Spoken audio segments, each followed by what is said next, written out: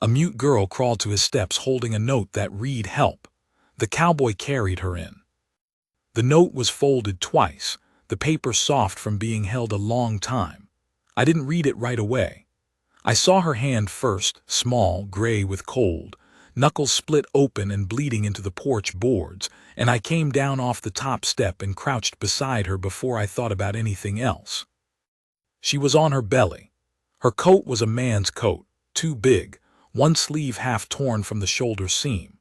Her hair was loose and full of pine needles, and she had her chin up off the boards trying to look at me, and her eyes were brown and frightened, and completely silent in a way that eyes don't usually get unless something has happened to a person that words wouldn't cover anyway. I said, "Easy now." Not because she looked like she was going to run. She couldn't have run. Her left leg was wrong, not broken I didn't think, but her ankle was swollen tight against her boot and she'd drug it across the yard. I could see the track in the frost. She'd come from the tree line. 70 yards, maybe 80, on her hands and one knee. I picked her up. She weighed less than I expected, which told me something. She let me do it without fighting, which told me something else. The note went into my coat pocket. I'd read it once I got her inside. My name is Dallin Kress. I was 51 years old that November and I'd been alone at the Rocker 7 for going on 6 years, since my brother Walt sold his half and moved to Tucson with his second wife, who didn't care for Wyoming. I didn't blame her. Wyoming in November is a particular kind of hard, not cruel exactly, but it doesn't soften for you. The cold comes down off the Absarokas like it has business to settle, and the sky pulls tight and gray, and the whole country goes quiet in a way that has weight to it. I liked it. I was shaped something like that myself. I kept 60 head on the south pasture, managed with 2 hired men in summer and none in winter. A small operation. Walt and I had built it from a homestead claim our father left us, nothing but a section of rocky ground and a leaking well, and it hadn't made us rich, but it had made us self-sufficient, which I valued more. When Walt left, I could have sold. I didn't. I'll tell you what the Rocker 7 is. It's a 2-room main house, solid, chinked tight. With a stone foundation I laid myself the summer after my father died because the original sill logs were rotting through and I didn't want to lose the floor. It's a barn that leans 2 degrees east but is sound, a smokehouse, a root cellar dug into the north slope of the rise. The land runs south to the creek and north to the tree line, and east to the Hartley boundary fence, and west to the county road that sees maybe 4 wagons a week in summer and none in winter. From the rise behind the barn, you can see a long way on clear days, the plain going out to nothing, the mountains holding everything on the far edge. I lived the way a man lives who has stopped expecting company, not unhappy, just calibrated. That changed the morning I found her on my porch. I set her in the chair by the stove, the good chair, the one with the arm braces, the one I used, and I stoked the fire and got the kettle on before I looked at her again. She was watching me, not the room, me, like she was deciding something. I remembered the note. I pulled it from my pocket and unfolded it. The handwriting was careful, the letters small and very even, like someone who'd taught themselves by copying from a book. It said, "Help, they will come for me, I cannot speak. My name is Caloren, please." I read it twice. Then I set it on the table beside her, facing her, and I said, "I read it." She nodded. She had a small face, fine-boned, older than I'd thought at first, maybe 25, 26. There was a bruise along her jaw, yellowing, a few days old, and a newer one above her left eye, still purple, the skin there tight and shiny in the firelight. I said, "Who's coming?" She looked at the table. There was no paper nearby, and she didn't have anything to write with. She looked back at me and held up 3 fingers. 3 men. She nodded. I said, "How far back?" She thought about it, held up both hands, spread the fingers, took one away. 9 hours, maybe. She dipped her chin, close enough. I went to the window and looked out at the tree line she'd come from. The frost was thin and the sky was just getting pale in the east. Nothing moved. 9 hours behind a woman who'd been moving on one good leg through pine forest in November cold. They weren't pushing hard. Either they thought they had time, or they weren't sure which direction she'd gone. I turned back from the window. "Your ankle," I said. "Can I look at it?" She thought about that for a moment, the same kind of careful considering I'd seen when I first walked out, and then she nodded once and held her foot out toward me just a few inches. Measured trust. I respected that. The ankle was sprained, not broken. Bad sprain. She'd torn something in there, the tendons along the outside, and the whole joint was dark and hot. I wrapped it with strips of an old shirt, firm but not tight, the way my mother used to do it, and she made no sound while I worked. Not a flinch, not a breath. Whatever had happened to her voice, she'd made her body very quiet to go along with it.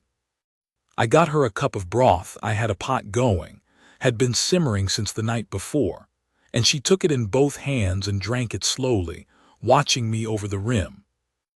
I sat across from her at the table, and I didn't push her with questions she couldn't answer easily. I asked the ones that wanted yes or no, and she nodded or shook her head, and I built up a picture that way, a piece at a time, like reading weather by what the animals do. She'd been taken. That was the word I used, and she nodded hard and fast, so hard her hair moved. Taken from where she opened her hands, a gesture I came to understand meant I don't want to get into that. Kept somewhere. A ranch, I thought, from the details I could piece together, a barn, cold, men coming and going. How long? She held up 2 fingers, then hesitated, added a third. 2 or 3 months. She'd gotten out through a window at night, sometime in the small hours of the morning before I found her. She'd been walking 3 days. 3 days on that ankle in that coat, eating whatever she could find. I had to think about what that meant. 3 days in November in this country is not a soft thing. The temperature drops hard at night. She would have slept on the ground or not slept at all. The food would have been scarce. There are berries in the high timber that hold through early November if you know them, and pine nuts if you know where to look. But she was a school teacher from 2 days south, not a trapper. And I wondered how much she'd found and how little she'd gotten by on, and I did the math in my head, and it didn't sit easy. I didn't say any of that. I got up and cut her 2 thick slices of bread and put butter on them and set them in front of her without comment, because comment wasn't what was needed. She ate carefully, not fast the way the truly starved eat. She was hungry, but she was also trying to be precise, to make no mess, to take up no more room than she had to. That told me about how she'd been made to exist in whatever place she'd come from. You can tell a lot about what someone has been through by watching how they eat when they think no one is paying much attention. I was paying attention. I didn't let myself think too hard about that yet. First things first. The first thing was the men who were coming. I had a Winchester 73 I'd owned since I was 23 years old, and I kept it clean and loaded. I had a Remington Army revolver that had been my father's. I had a 12-gauge double that was good for close work, and I'd used it twice in my years at the Rocker 7, both times on men who'd thought an isolated ranch with no one but one man was an easy mark. They'd been wrong both times, and they'd left in worse shape than they arrived, which I believe was instructive to them. I was not a violent man by nature, but I was a steady one. There's a difference that matters, and most men don't take time to understand it. A violent man goes looking. A steady man stays where he is and does what's required when the requirement comes to him. I didn't tell her any of that.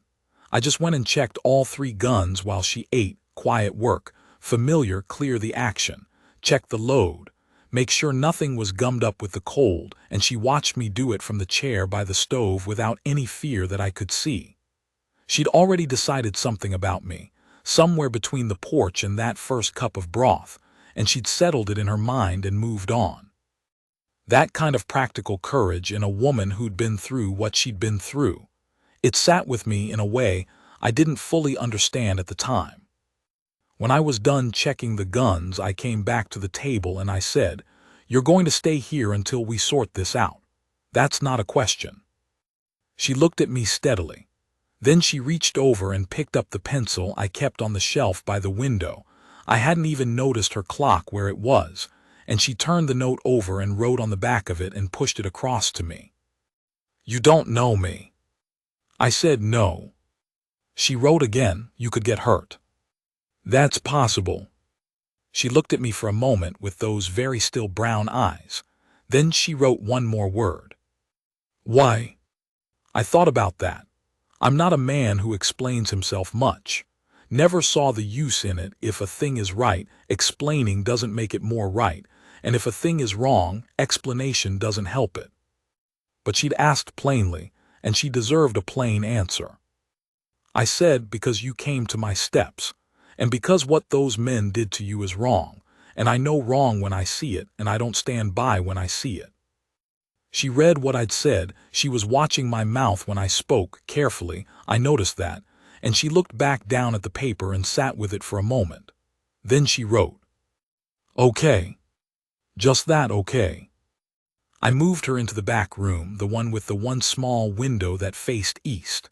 It wasn't much to look at, a rope bed, a trunk, a wall peg, but it was warm from the shared stove wall, and it had a bar on the inside of the door that I showed her how to use.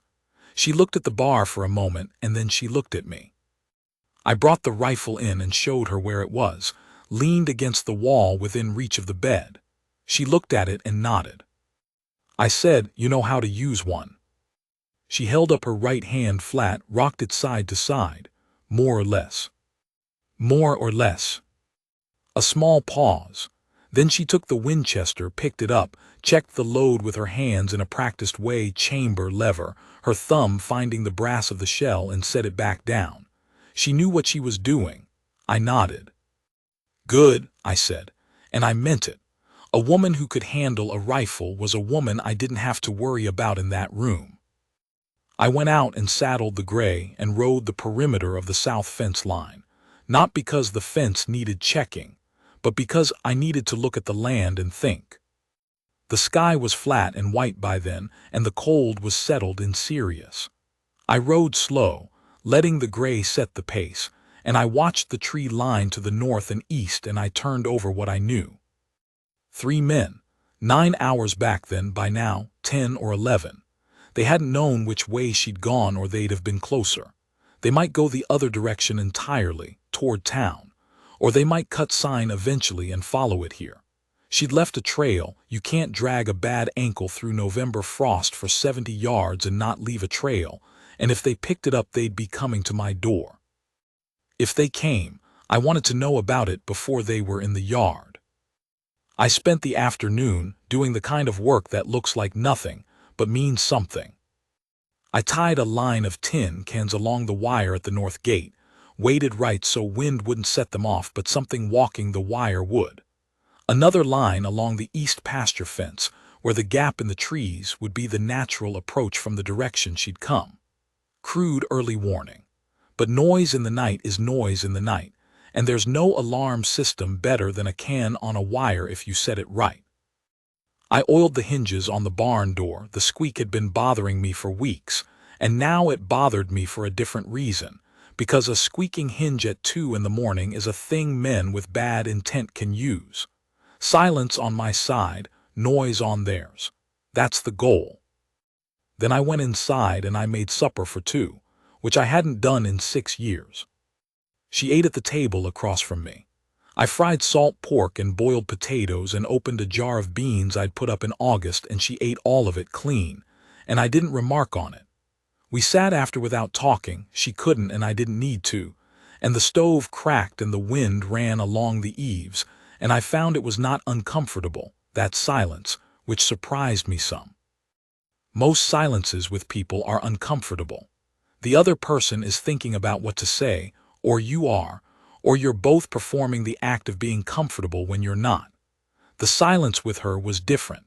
She wasn't waiting for a gap to fill, and neither was I. The evening just moved along, quiet, and the fire did its work and the windows went dark, and neither of us moved to end it. She had the pencil, and she'd found a square of paper somewhere. I didn't ask where.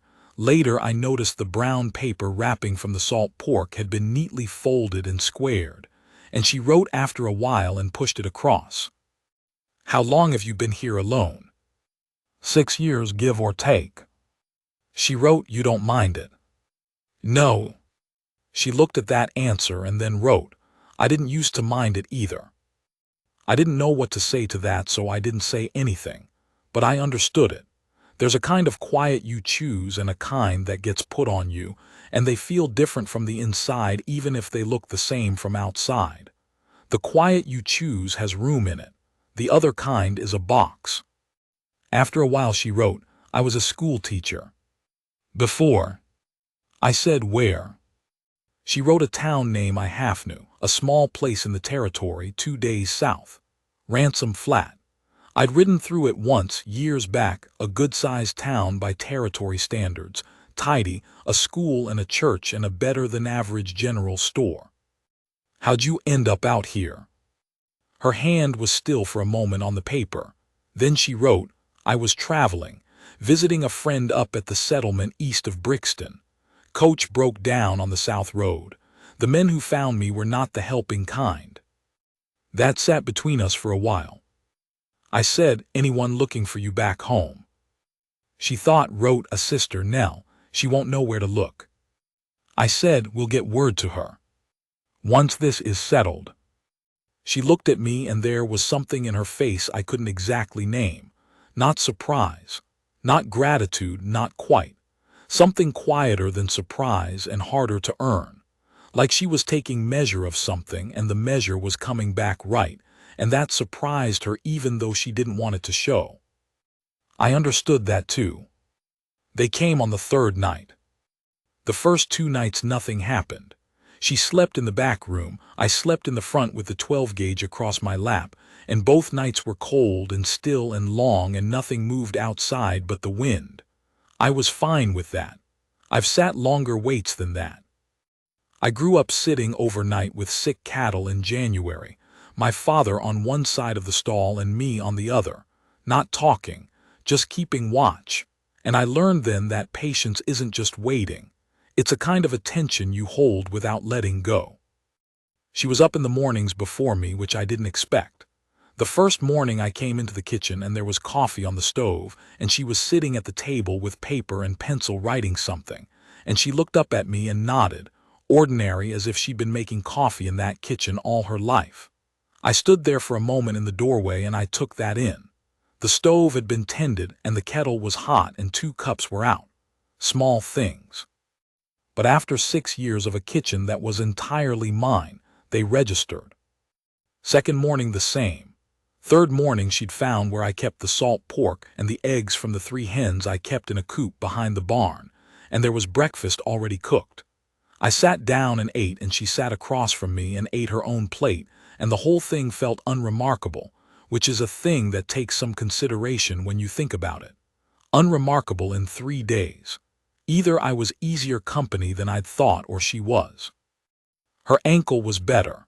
Not healed, but she was putting weight on it, moving around the kitchen and the main room without the bad limp she'd had when I carried her in. She was strong.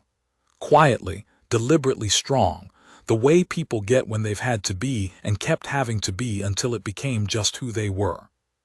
We settled into a way of talking, me asking the questions that could be answered with her hands or her face, her writing the ones that needed more, me talking plain when I had something to say. It was a strange kind of conversation, and it worked fine. Better than some conversations I'd had with men who had full use of their voices and nothing particular to do with them. On the second afternoon, she'd watched me work the leather on a busted halter that had been sitting in the main room waiting for attention for 2 weeks, and after a while she got up and came and sat on the other side of the table and held the pieces while I stitched them. Didn't ask. Just came and put her hands where they were useful. We finished the halter in half the time. That evening she wrote, "Tell me about this ranch." So I did. Not a performed telling, not a history, not a sales pitch. Just the way you tell someone if they asked and you thought they actually wanted to know. The homestead claim.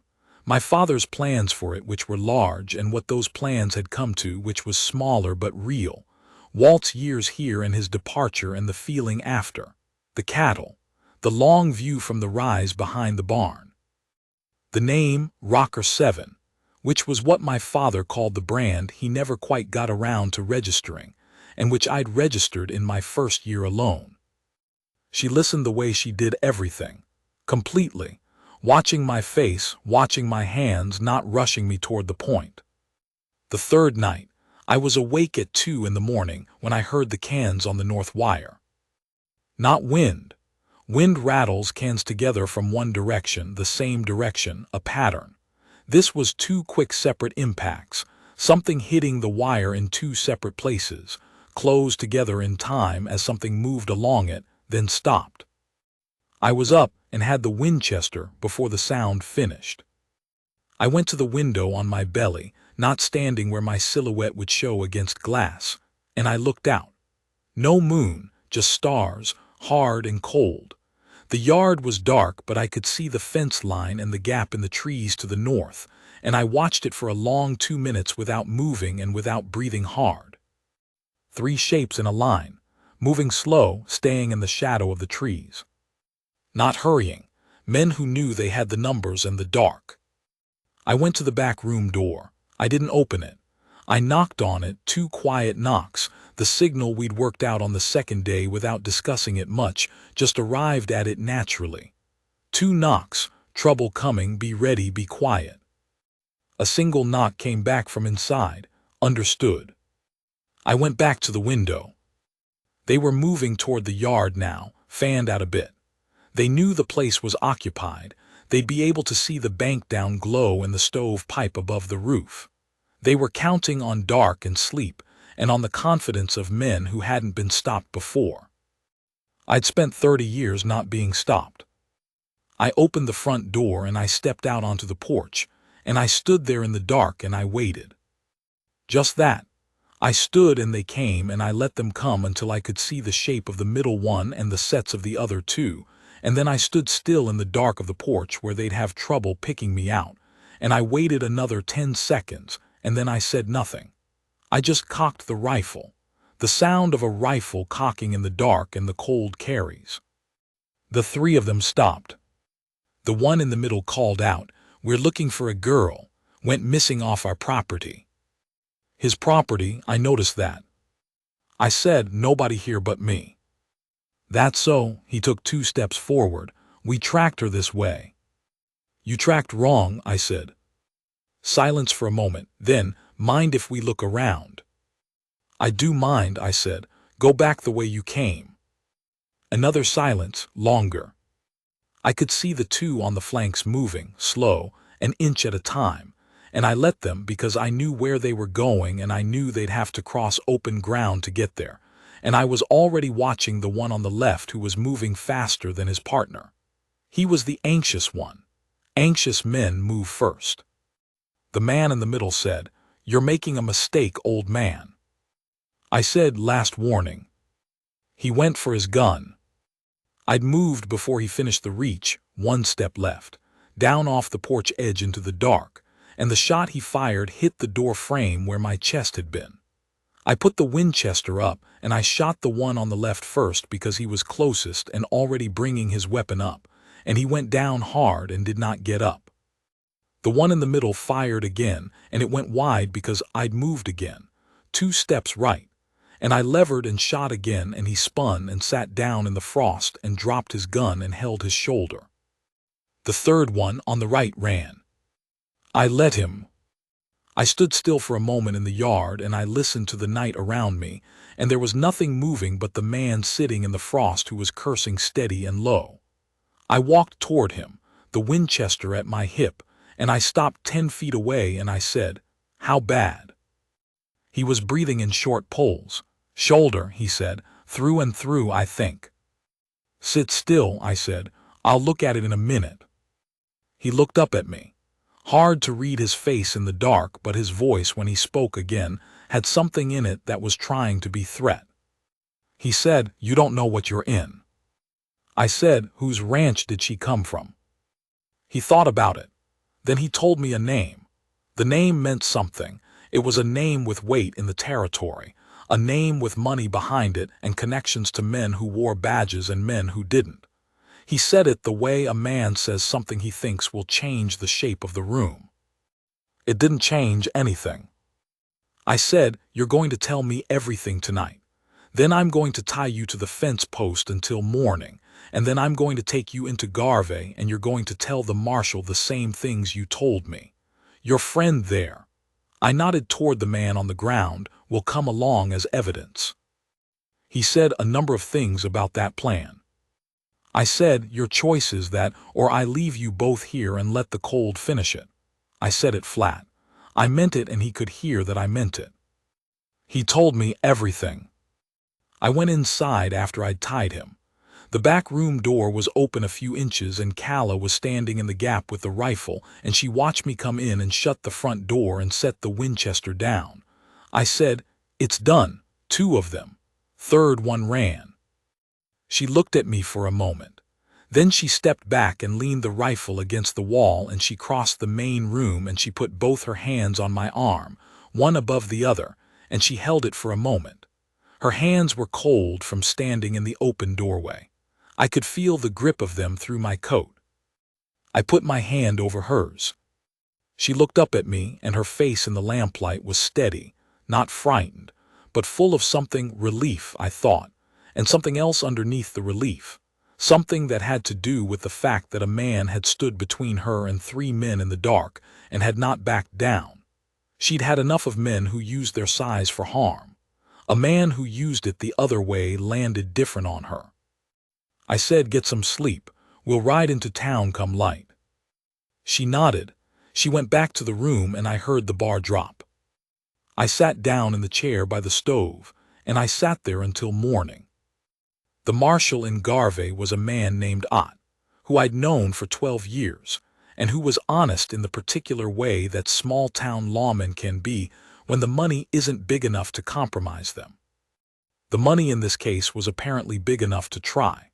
I watched his face when I brought the man in and laid out what he'd told me in the yard, and I watched him make the calculation, and he made the right one. He was an honest man, and sometimes an honest man needs a reason to go up against a name with money, and the reason I gave him, a woman who'd been taken and held for 3 months, was the kind of reason that makes the calculation simple. It took 3 weeks. It took a judge coming up from the territorial court, and it took the testimony of 2 other women who'd been through similar circumstances, which I hadn't known about and which made me very still inside when I heard it. The kind of still that isn't calm. The kind that has heat underneath it that you keep from showing, because showing it won't help anything. It took the name I'd been given corroborating what the marshal already half suspected and hadn't been able to prove. It took depositions and documentation, and the patient, careful work that the law does when it decides to do it. Calla testified by writing. She sat in that courthouse in a chair across from the judge, and she wrote in her careful, even hand, and a court clerk read it aloud, each sentence into the room, and the room was very quiet the whole time because what she'd written was precise and specific and thorough, and without any self-pity at all, which was somehow worse than if it had been. A woman who is angry is easy to dismiss. A woman who is exact is harder. Nobody dismissed her. The man whose name I'd been given was arrested. The one who'd shot at me was alive and in a cell with a bandaged shoulder and a date in front of the judge. The one who'd run turned up in New Mexico 2 years later, I heard, which was New Mexico's problem. I stood in the hall outside the courtroom when it was done, and Calla came out and stood beside me, and we didn't say anything for a moment, and then she pulled out her card and wrote, "It's over." "It's over," I said. She nodded. She put the card back in her pocket and she looked out the window at the street and she breathed, slow and deliberate, the way you breathe when something that's been pressing on your chest lets go. She stayed through the winter. Not because she had to, I made that plain. The sister she'd mentioned lived 2 days south, and she could have gone there any time after the trial, and she knew it. I had the marshal's wife, a capable woman named Herda who took no nonsense and asked no unnecessary questions, Send a letter down that Calla was safe and in good hands and would be in touch when she was ready. The letter came back within a week with a return address and a note in different handwriting, smaller, faster, that said the sister would come whenever Calla was ready, and that until then she sent her love, and also that she was not above writing up herself if Calla needed her. That was Nell in a sentence, as it turned out. Calla wrote back, I didn't ask what she said.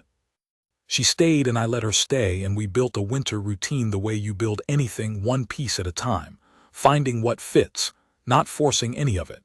She made coffee in the mornings always, and I never asked her to. I split wood and fed the animals before she was up, and by the time I came in she'd have the kitchen warm and the coffee ready, and those mornings had a shape to them I hadn't felt in my house in a long time. Possibly ever. She kept the main room in an order I hadn't managed on my own for years, not fussy, not imposed, just right. Things in their places, mended things mended. She worked through a pile of gear that had been sitting in the corner of the barn needing attention since August, halters, cinch straps, a set of reins that were cracked half through. And she did it without asking, working in the afternoon light through the small barn window, and she was good at it, better than I expected, her hands quick and sure. I did the heavy repair work on the barn doors that had been needed since September. New hinges, resquared the frames, added a second bar on the inside for the kind of cold that warps wood and makes doors stick. Work I'd been putting off because there was no particular urgency to it when it was just me. Now there was a woman in the house, and I wanted the barn tight, and I wanted the doors to work right. She noticed. I knew she noticed because one morning she left a small note on the workbench that said simply, "The doors are good now." I kept that one. She was teaching herself to talk to me. Not with sound, but she developed a vocabulary of gesture and expression so specific to our conversations that by mid-December I could read her across the room without her reaching for paper. A particular tilt of her head meant you're wrong about that. 2 fingers laid on the table meant I need to say something. A very small smile with the corners only, not the full face, meant I already knew that, but I let you say it. I probably developed my own vocabulary without knowing it. She was watching me too. I knew that, the same careful attention she brought to everything, the same patience. I'm not a demonstrative man. I don't touch people easily, and I don't put things into words if I can avoid it.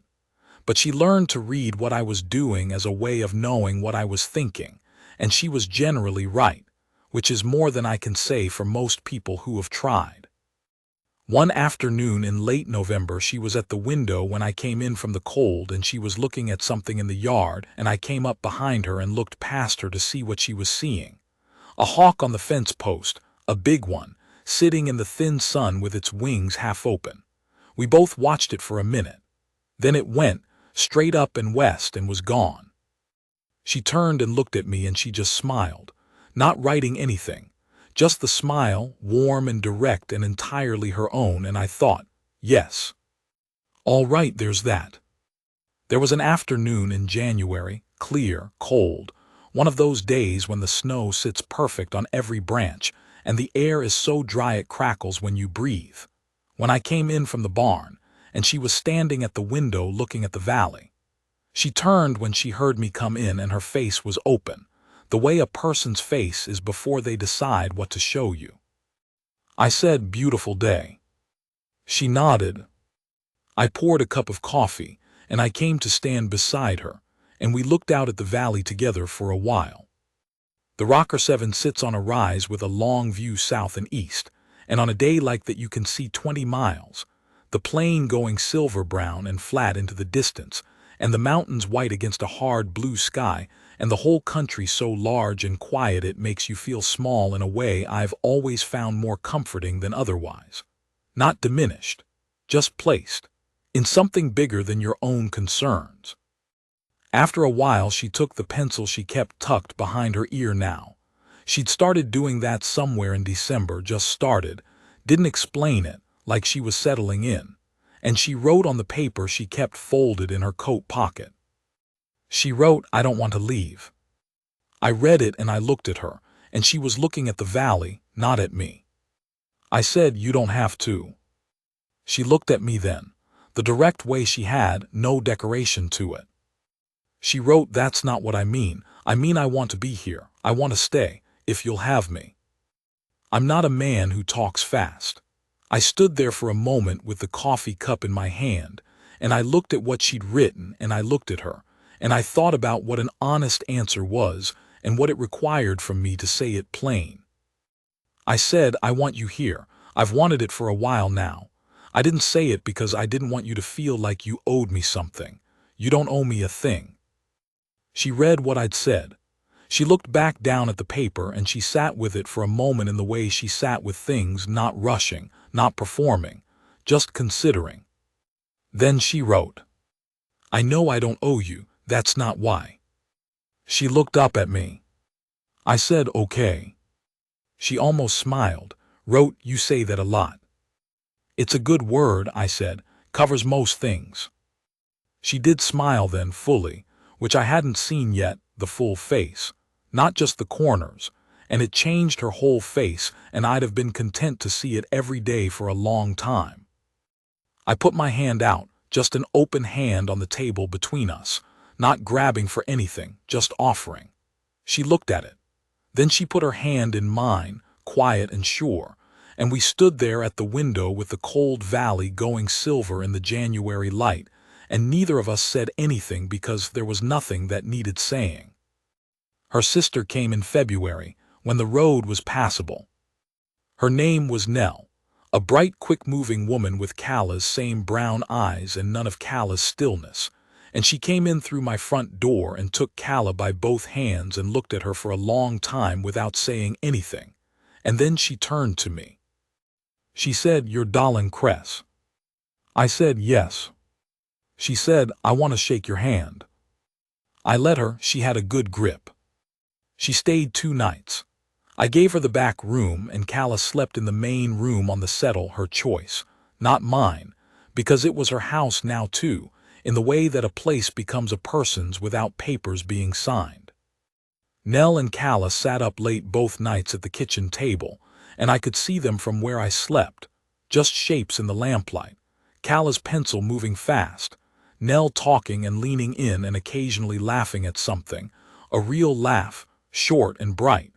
And those were conversations that had been waiting since September, and they needed no help from me. On the morning Nell left, she stood in the yard with her coat buttoned and her bag already in the wagon, and she looked at me straight and plain, the way her sister did. She said, "She's not easy to know, you understand that?" I said I did. She said, "And you're all right with the way she is." I said, "She's not broken, she's just quiet. I'm quiet too, it suits us." Nell looked at me for a moment.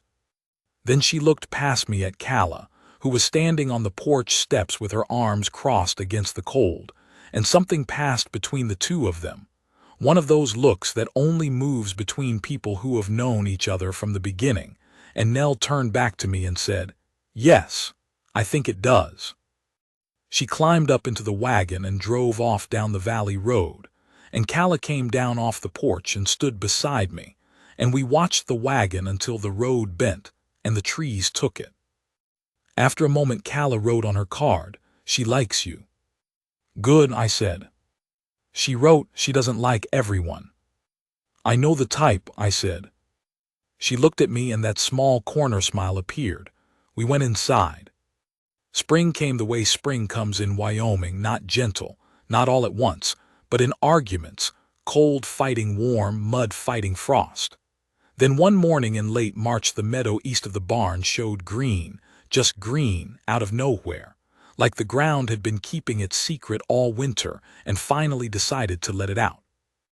I had summer hands coming in March, Orvie, who'd worked the Rocker 7 every summer for 4 years, and a young Mexican named Frido who was a better horseman than both of us and knew it without making a point of it. I introduced Calla to them when they rode in, standing with her in the yard, and I said, "This is Calla. She runs the house." I hadn't thought hard about how to word it. It just came out that way, and it was true, and both men nodded and went back to their horses, which is how working men respond to most things and how I preferred it. Orvie asked me later in private if she could talk. I told him no and told him the shape of what had happened, as little as was needed. He thought about it for a moment the way Orvie thought about most things, which was slow and thorough. He said, "She talks fine with her hands," and after that he was always particular about facing her when he spoke so she could read him. A small thing, a decent thing. Frito learned 6 words of sign language from somewhere badly, and used them at every opportunity wrong, until Calla was laughing at him, silent laughter, her shoulders moving and her face bright and completely changed. And she sat him down and taught him the right way, patient and serious, and then not serious at all when he kept getting the same one wrong. And those were the only lessons that boy was ever on time for and paid attention through. It was Orvie who said something to me in June, leaning on the fence rail watching the herd move south toward the creek in the late light. He said, "You're different since last fall." I said, "In what way?" He thought about it. He said, "You stand different, like you got somewhere to be." I didn't answer that, but he was right. A man who's been somewhere to himself for 6 years and then has someone, the right someone, someone who sees him, who chose him not out of need but out of want, a man like that does stand different. Something settles in him. Something he'd stopped expecting, and had mostly stopped noticing he'd stopped expecting. We married in September of that year, in the Garvey church, with Nell and her husband coming up and Orvie and Frito standing in the back in their good shirts with their hats in their hands. The minister was a careful young man named Branch who I'd spoken to before the ceremony, and he married us in the standard words but paused at the asterisk "Speak now or forever hold your peace," and looked at Calla and said, gently, "You may write your responses if you prefer, Mrs. Wren." She had a card prepared. She held it up when the time came. It said in her careful, even hand, "I do, with my whole heart." Branch read it aloud, into the church, and the room was quiet in the way rooms go quiet when something real happens in them. After in the churchyard, October in the territory can turn warm for a few days, and it had. She took my arm the way she'd been taking it all fall, easy, like it was her arm too, and we stood in the white churchyard in the sun. She wrote on her card, "Well, Mr. Kress." I said, "Well, Mrs. Kress." She wrote, "I like the sound of that." "You can't hear it," I said. She almost laughed. I could see it come up in her face, and she held it back, just barely, and wrote, "I can read it. Same thing." That was 9 years ago, near enough. The Rocker 7 is bigger now, 90 head, another section of pasture we took on when a neighbor moved on. Orvie is still with us, gray now, slower than he was, but he won't leave and I wouldn't ask him. Frito married a woman from town and moved on the 3rd spring, but he comes back every August with his kids to help with the roundup, and Calla teaches those children to sign the way she taught him better. Nell comes every summer for 2 weeks and the house gets louder, relatively speaking, which is to say Nell is loud and the rest of us adjust and find we don't mind. Calla never got her voice back. The doctors in Cheyenne, we went twice, a few years back, said the damage was what it was and was permanent. She knew that before we went. She made her peace with it before I knew her, I think. Or if she made it after, she did it quietly, the way she did most things. She teaches again. There's a small school out at the Hartley settlement, 6 miles east, and she goes 3 days a week in the wagon. Frito's oldest boy rides along in winter to drive while she keeps her hands warm. She teaches by writing on a slate and by sign and by a kind of patient, particular attention that the children respond to the way children respond to people who are genuinely interested in them. Not performing interest. Actually interested. The marshal, Ott, wrote to us 2 years after the trial to say the convictions had held on appeal and the sentences were standing. Calla read the letter at the kitchen table, and she folded it carefully and put it in the painted box her sister brought from back home, where she keeps certain things. She came and found me in the barn where I was working, and she put her hand flat on my chest for a moment, just that, and then she went back inside. I knew what that meant. I'd learned her whole vocabulary by then, same as she'd learned mine, the way you learn another person when you're paying attention over years.